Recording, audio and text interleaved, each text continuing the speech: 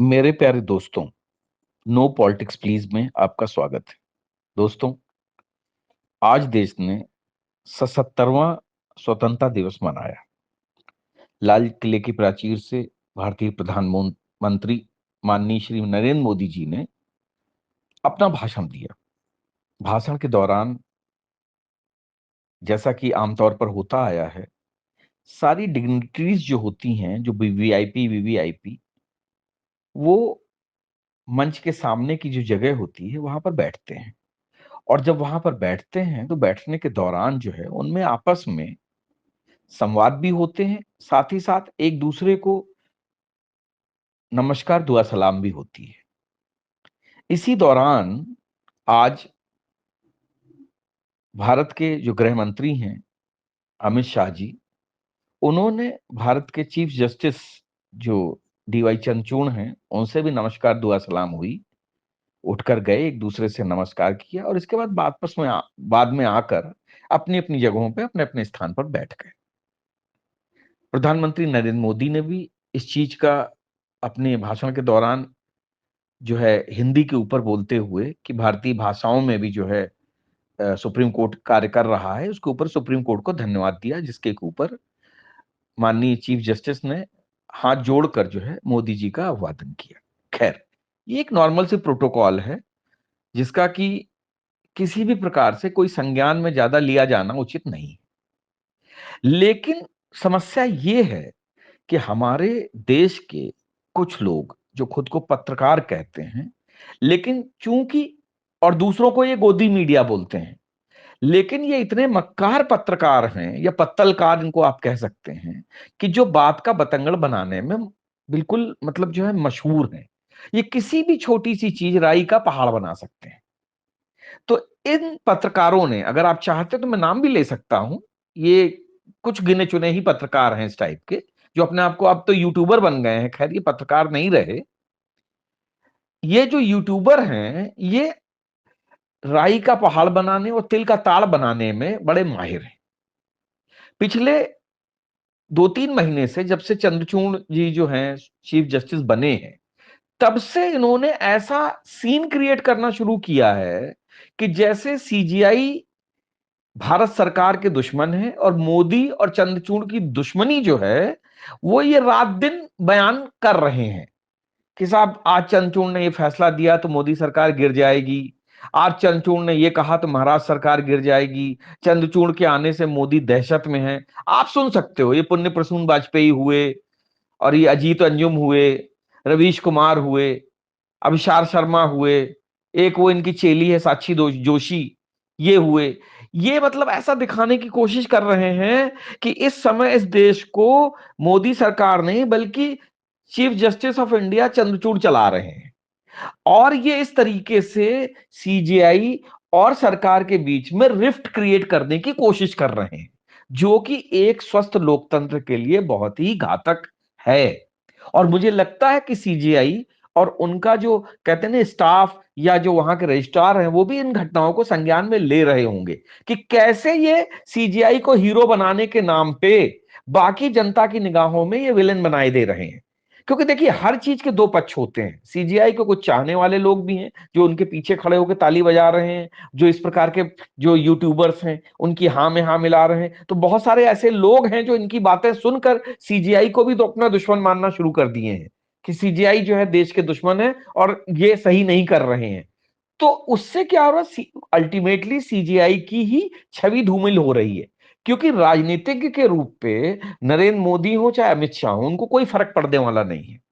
लेकिन अल्टीमेटली इससे जो सफर होगा वो हमारे देश का आम नागरिक सफर करेगा, जुडिशरी सफर करेगी, सीजीआई की जो इमेज है वो सफर करेगी, और साथ ही साथ जो लोग एक जो कहते नहीं कि अदालतों को निष्पक्ष मानते हैं, वो इमेज अदालतों की ढहना शुरू हो गई है।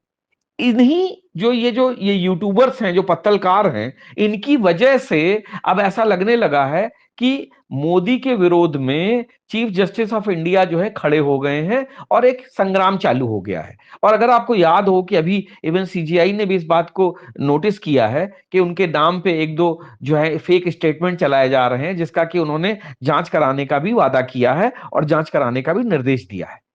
तो सोचिए इन पत्तलकारों को, ये 2 टके के यूट्यूबरों में कैसे ये हिम्मत आती है, कैसे ये पत्रकारिता के नाम पर ये झूठ की दुकान चला रहे हैं, कैसे ये किसी को हीरो और किसी को विलेन बना रहे हैं जब इनकी बातों में कोई सत्यता नहीं है। देखिए, राजकाज एक सामान्य सी प्रक्रिया है जो कि बहुत सारे नियम कानूनों पे चलती है। प्रोटोकॉल भी उन्हीं में से एक चीज है। अगर आप किसी के बुलाने पर जाते हैं या कोई भी एक नेशनल फंक्शन होता है, तो उसमें आप कोई भी हो, आप हमेशा एक दूसरे से नमस्ते अभिवादन करते हैं।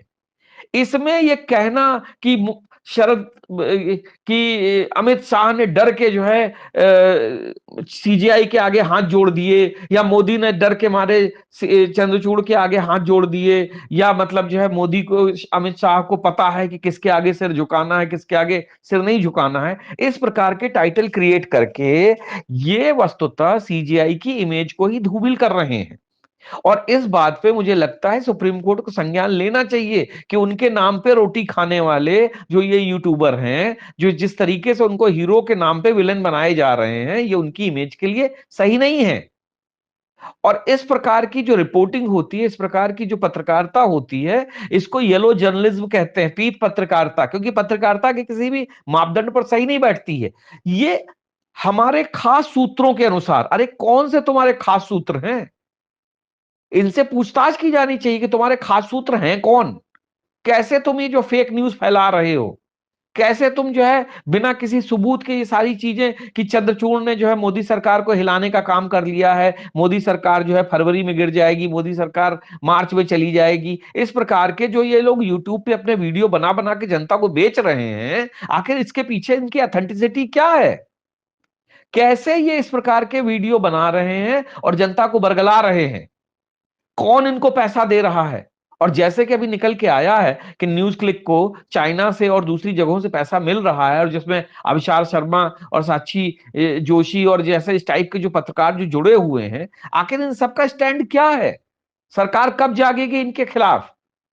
और अगर ये बातें सच हैं कि इनको बाहर से विदेशों से फंडिंग हो रही है, तो मुझे लगता है कि इनके अगेंस्ट में सख्त से सख्त एक्शन लिया जाना चाहिए।